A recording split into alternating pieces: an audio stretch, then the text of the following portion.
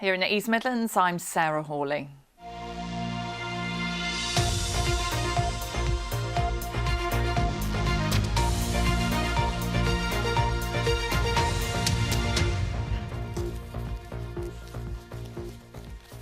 Good afternoon. First this lunchtime, protest convoys of tractors have headed for supermarket car parks around the East Midlands this morning. Farmers are protesting about last autumn's budget changes to the inheritance tax cap, which will affect farm estates worth more than £1 million. Our rural affairs correspondent Sally Bowman has been meeting one group as they stopped in West Bridgford. Well, this car park in West Bridgford outside Asda is the first stop for a convoy of around 32 tractors that earlier this morning made their way across Trent Bridge in protest at changes in the autumn budget. Farmers are handing out leaflets to shoppers and they're particularly stressing that the inheritance tax is going to have an impact on family farms. Well, with me is Edward Greaves, who's a farmer from Long Clawson. Edward, what would you say you're trying to get across to shoppers today? The message to shoppers is to inform the connection between us and them. Our message is most probably, as you say there, we are giving out leaflets of why we're here. What's instigated it is the inheritance tax, and that will affect me and it will affect most probably everybody in this car park today who is demonstrating. That's why we're here. What's happened is that the government have said that any estates worth over £1 million will have to pay inheritance tax of 20%. Why is that change going to affect small family farms? Because they're taxing working capital. They're not taxing a gift. At the end of the day, most people pay inheritance tax, and that's normally perhaps a gift that they've saved their earnings. It's all pure profit, and it's what they've put as a nest egg to give to their children. Nobody should pay inheritance tax, I don't believe, and I believe only 4% of the population do. So taxing us 20% on something that is a working part of the business, the capital of these machines behind me, is just not on. Thanks, Edward. Well, we have had a statement from DEFRA, and they say that this new change will only affect around 500 farms, and that farms that are affected will have 10 years to pay off the inheritance tax interest-free. They also say that they'll be investing £5 billion into farming over the next 2 years, and that's the largest budget for sustainable food production in the country's history. There'll be more on this in tonight's East Midlands Today. Sally Bowman there. Next this lunchtime, the wife of a Leicestershire man who died from a rare complication caused by the AstraZeneca COVID-19 vaccine says she's hopeful of a positive outcome following the latest part of the COVID inquiry this week. Cam Miller's husband, Neil, passed away in May 2021 after his first jab. Families affected by the vaccine rollout were able to apply for a one-off payment from the government's vaccine damage payment scheme. But the compensation figure of £120,000 has remained unaltered since 1979. The fact that we were given core status in this, it felt like, yes, the first, time that we were actually being heard.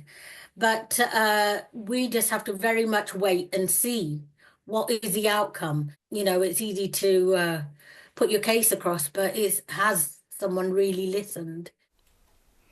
3 Nottingham libraries, which were earmarked for closure, now look set to be run by volunteers.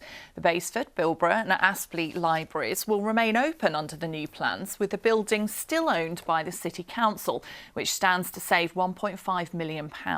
The Radford Lenton Library, meanwhile, which was also set to shut, will now continue to be run directly by the council. The rationale is by working with the voluntary sector organisations, we will be able to have these organisations take on the running and management of these buildings, be able to access funding that we can't access, to repair them, maintain them, improve them, to, if anything, broaden the services that are available. By using the voluntary organisations in this way, we will ensure that the library doors remain open for the community to access and that we avoid library closures, which we don't want and the public don't want. Emergency funding for Derby museums and other struggling cultural venues is being considered by City Council leaders. The funding would be a new addition to the authority's upcoming budget for the financial year, which is due to be signed off next month. Derby museums have said they need a £400,000 cash injection to break even this year. Next, the fight against disinformation that's earned an investigative journalist from Leicester an honorary degree. Elliot Higgins set up a website called Bellingcat that exposed the Salisbury poisoners. He's told us how he was targeted after investigating the Russian state. Our social affairs correspondent Jeremy Ball reports. I present Elliot Higgins. Recognition for exposing uncomfortable truths. In the city where Elliot Higgins went from amateur blogger to the head of an organisation with researchers across the globe. We sometimes can look around the world and see a rise in authoritarianism, a regression of democracy, but what the work of Bellingcat offers to the public is an opportunity for everyone to become involved with the process of shoring up our democracy, to actually say that the truth does matter. Their first major investigation was into Flight MH17, which came down in Ukraine. Bellingcat uses what's known as open source intelligence, including images from satellites and smartphones, information that's out there on the internet. We were able to show that a missile launcher had travelled through Ukrainian territory, that had actually come originally from Russia, and we were able to show that Russia was responsible for shooting down the aircraft. You'd be really surprised how often soldiers will just post stuff on the internet of where they are, what they're doing. And all those little echoes of their action on the ground can be pieced together to give you a much clearer sense of what they're doing. 4 years later, the poisonings of Sergei and Yulia Skripal in Salisbury. The two suspects claimed to be tourists, but Bellingcat produced evidence they were from Russia's intelligence services. When you're publishing something and it's a really big story like we did with the Skripal poisoning, and you know it's about the intelligence services, that does make you worried. You do think maybe you're going to be next if that's the case. You have been targeted personally by the Russian state, haven't you? Yeah, I've definitely been targeted personally in various ways. So that includes people trying to spy on me, but then there's cyber attacks on online accounts. Inside Russia, if you work with Bellingcat, you can be arrested for doing that. And now Bellingcat's evidence about war crimes is being used by the International Criminal Court. But helping people separate fact from fiction is a fight of its own. It's strange when you're having people online convinced that you're working for the CIA or MI5 or MI6, or sometimes all three of them all at once, and then you know you're not, and no matter what you can say, what you can do, they'll never believe you. Do you think we've lost the war against disinformation? I think it's more that we're in a dead heat with the disinformation at the moment, and I think people don't realise that because they think, well, I'm getting my information from 50 different sources, but those 50 different sources are getting all the information from each other. They're just finding another set of liars to trust, effectively. Elliot's working with universities to tackle that challenge, a battle for people's minds. Thank you again. Jeremy Ball, BBC East Midlands Today, Leicester. A new exhibition opens in Nottingham today, inviting visitors to travel back in time to the Iron Age. It'll show artefacts that were discovered during excavations at Breedon Hill and Borough Hill in Leicestershire. In 2013, they'll be displayed in the free exhibition at Lakeside Arts. And people are being invited to give their views on how Robin Hood could be used to boost the local economy. There's various landmarks across the county, including the bronze statue near Nottingham Castle, of course. Nottinghamshire County Council has now launched a consultation to ask for suggestions on how to increase the profile of the legendary outlaw. Time to take a look at the weather forecast now. Corazon, it's been really murky, actually, hasn't it? A bit murky, a bit meh. That's how I would describe it. Look at that cloud in the background.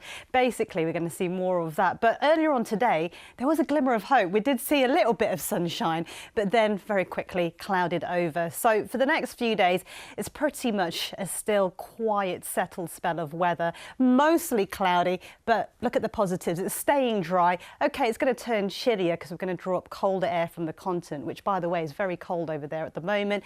But it starts to get unsettled come next week. So high pressure in charge at the moment. There it is, sitting quite comfortably over the continent. That keeps those weather fronts at bay and all that wet weather, but that is due to make a return. So today, very cloudy. Thin cloud here. We might see some breaks and some brighter spells poking through. Highs of around 8 degrees Celsius. This evening and tonight, we hang on to that cloud. Again, we might get a few clear spells there, but that might turn into mist and fog in some places. Feeling very cold. Temperatures starting to fall away. Look at those for lows. Temperatures just above freezing. Then going into tomorrow, you're going to need your thick coat, your heavy coat, because it's going to feel very, very cold, although quite still and cloudy again. highs of just 4 degrees Celsius. So the outlook, as I say, turning very chilly for the weekend, but temperatures creeping up very slowly, but more unsettled there. Oh, it's not the greatest outlook, Cos, is it? Thank you for that. That's all from the Lunchtime team. I'll be back at 6:30. See you then. Bye-bye.